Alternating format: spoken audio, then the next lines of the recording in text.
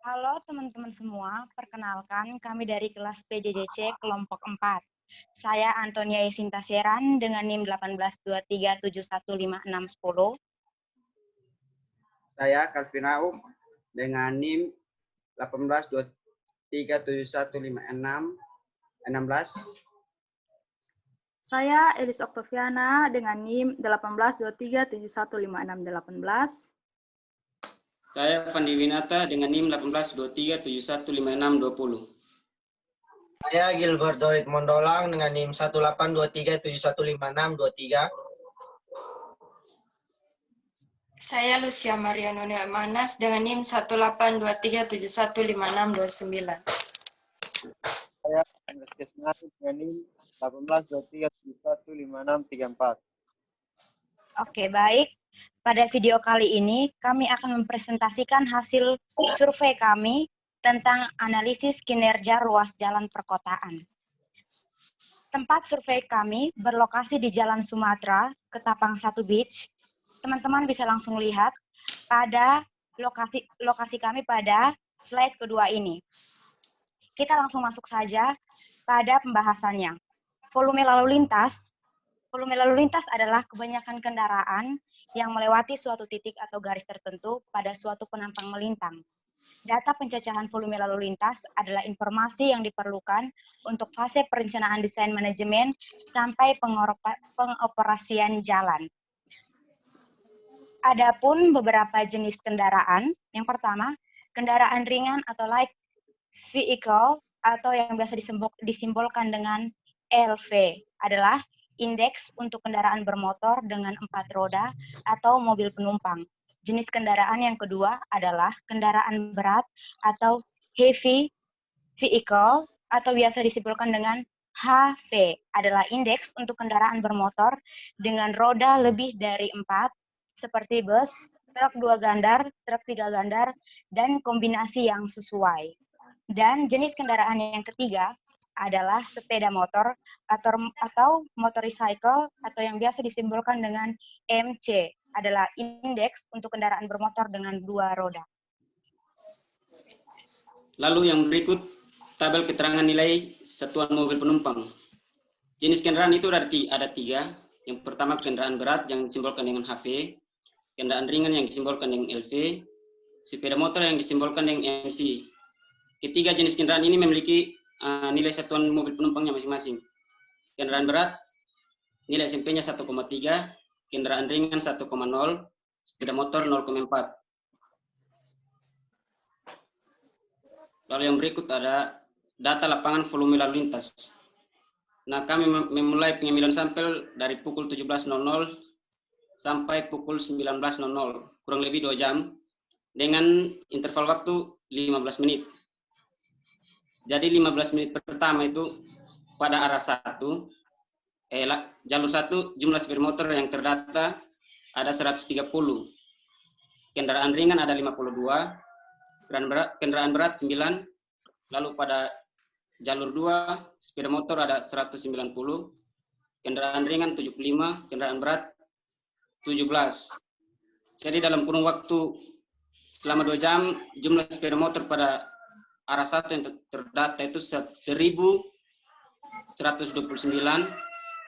kendaraan ringan 312, kendaraan berat 33. Lalu pada arah 2, jalur 2, sepeda motor 1.672, kendaraan ringan 497, kendaraan berat 66. Lalu di sini ada SKR per jam. Nilai SKR per jam ini didapat dari jumlah sepeda motor yang terdata pada per 15 menit dikali dengan nilai SMP-nya.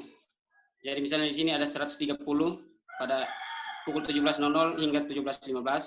Sepeda motor pada arah 1, 130 dikali dengan 0,4 didapat 52. Lalu kendaraan ringan 52 dikali dengan 1 dapat 52. Kendaraan berat 9 dikali 11,7 9 kali 1,3 dapat 11,7. Begitu juga dengan jalur 2. Lalu jumlah di sini ada tertulis pada kolom kedua terakhir 288,8 itu didapat dari merupakan jumlah SKR dari arah 1 dan arah 2. Nah, paling terakhir ada jam arus puncak itu yang paling tinggi terdapat pada pukul 17.00 hingga 17.15 yaitu 1095.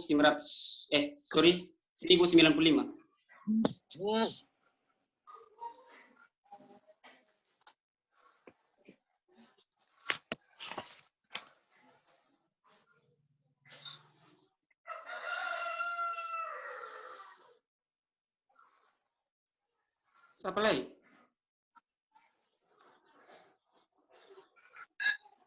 Masuk di kapasitas jalan perkotaan.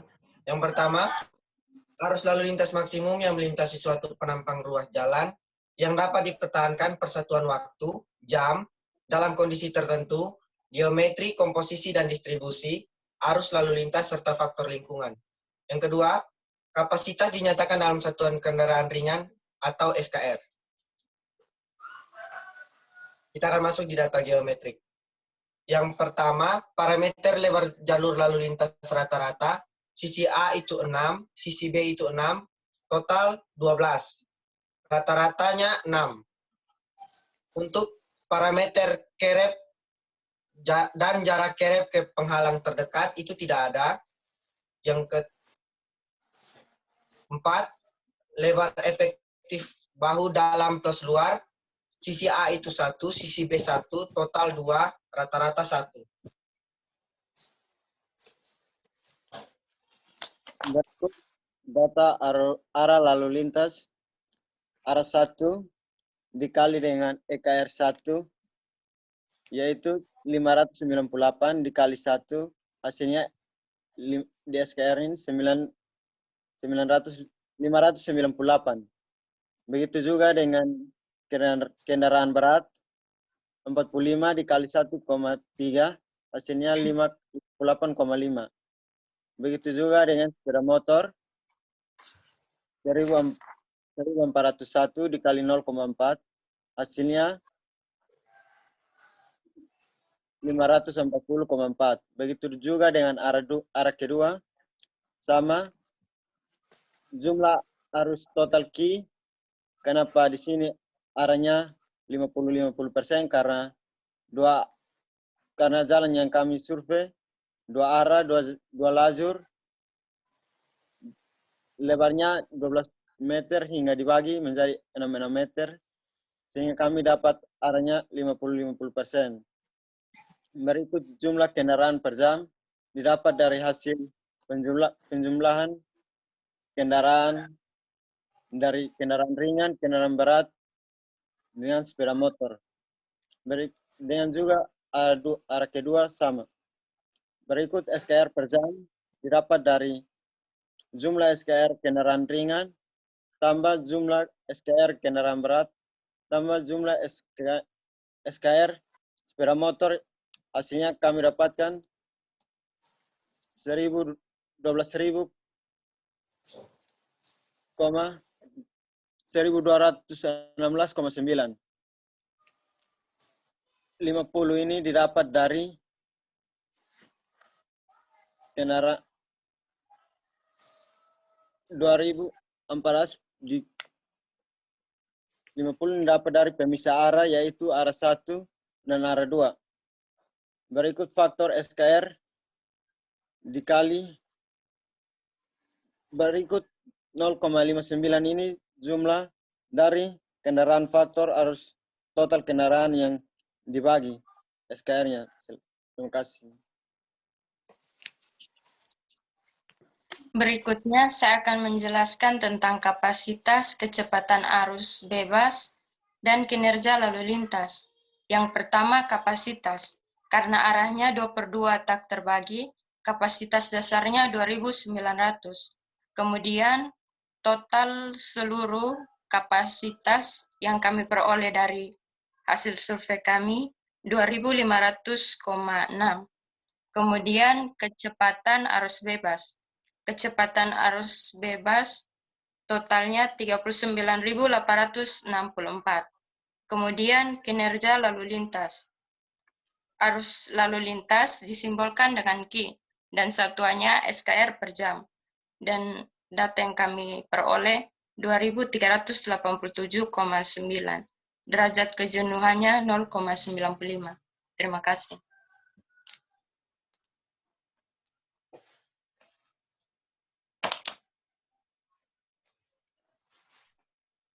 Baik, untuk kecepatan lalu lintas, menurut MKJI tahun 1997, kecepatan ditempuh dinyatakan sebagai ukuran utama kinerja dalam segmen jalan karena mudah dimengerti dan diukur. Kecepatan ditempuh didefinisikan sebagai rata ruangan dari kendaraan ringan atau LV sepanjang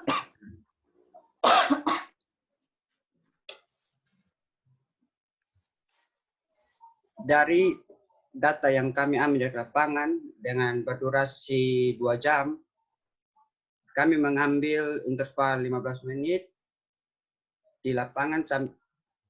Sampel yang kami ambil untuk motor 25 dan untuk mobil 15.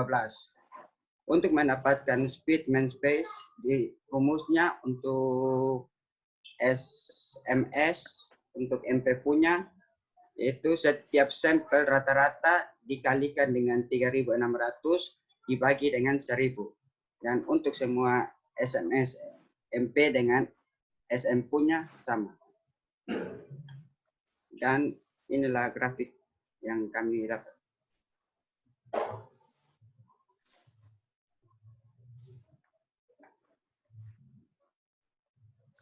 Baik, saya akan menjelaskan tentang kelas hambatan samping. Menurut PKJI tahun 2014, hambatan samping adalah kegiatan di samping atau sisi jalan yang berdampak terhadap kinerja lalu lintas. Aktivitas pada sisi jalan sering menimbulkan konflik yang berpengaruh terhadap lalu lintas, terutama pada kapasitas jalan dan kecepatan lalu lintas jalan perkotaan.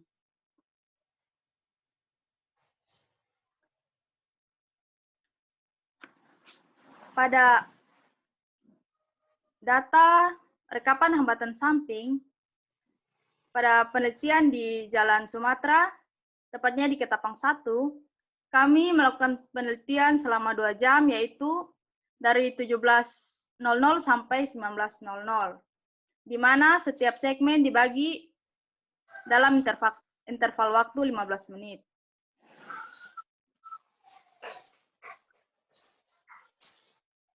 Di mana untuk pejalan kaki, untuk kejadian kelas hambatan samping untuk pejalan kaki, faktor bobot yang kita ambil dari PKJI PKJI 2014 adalah 0,5. Untuk parkir kendaraan berhenti, faktor bobotnya 1,0. Untuk kendaraan masuk keluar, faktor bobotnya 0,70. Untuk kendaraan melambat, faktor bobotnya 0,40. Untuk mendapatkan nilai bobot kejadian, maka kita harus mengalihkan jumlah kendaraan per jam dikalikan dengan faktor bobot. Misalnya, yang pertama adalah pejalan kaki, faktor bobotnya 0,5. Maka di sini ada contoh pada interval waktu 17.00 sampai dengan 17.15, kendaraan per jamnya adalah 11, maka untuk mendapat bobot kejadiannya kita harus mengalihkan kendaraan per jam ini yaitu 11 dikali dengan faktor bobot kejadian yaitu 0,5, maka dia dapatkan hasil 5,5. Begitu juga dengan parkir kendaraan berhenti, caranya sama dengan kita mencari hasil bobot kejadian pada pejalan kaki, yaitu dengan mengalihkan jumlah kendaraan per jam dikalikan dengan faktor bobot yaitu 1,0. Maka didapatkan hasil bobot kejadian yaitu 6. Lalu kendaraan masuk keluar, sama juga kendaraan per jam, jumlah kendaraan per jam 16 dikali dengan faktor bobot 0,7, maka didapat nilai bobot kejadian 11,2. Lalu untuk kendaraan melambat, sama juga jumlah kendaraan per jam yaitu 39 dikali dengan faktor bobot 0,40, maka didapat nilai bobot kejadian 15,6. Setelah didapatkan bobot kejadian masing-masing mulai dari 17.00 sampai 17.15 hingga 18.45 sampai 19.00, maka bobot kejadiannya kita total. Untuk pejalan kaki, total bobot kejadiannya 28,5. Untuk parkir kendaraan berhenti, total bobot kejadiannya 34. Untuk kendaraan masuk keluar, total bobot kejadiannya 72. Dan untuk kendaraan melambat, total bobot kejadiannya 96,4. Dari itu kita harus mentotalkan bobot kejadian masing-masing, yaitu kita menjumlahkan total bobot kejadian pejalan kaki ditambahkan dengan parkir kendaraan berhenti, ditambah dengan kendaraan masuk keluar, ditambah dengan kendaraan melambat, sehingga didapat total bobot kejadiannya 254. Untuk frekuensi bobot kejadian, kita tadi dapat total bobot kejadiannya 254. Jadi, dia berada di dalam kondisi khusus. Karena dia berada di antara 100 sampai 299. Jadi dalam PKJI dia masuk di dalam kondisi khusus, yaitu kondisi pemukiman, beberapa angkutan umum, dan lain-lainnya. Dan juga dia termasuk dalam kelas hambatan samping rendah dan disimbolkan dengan R. Selanjutnya kita masuk ke grafik kelas hambatan samping.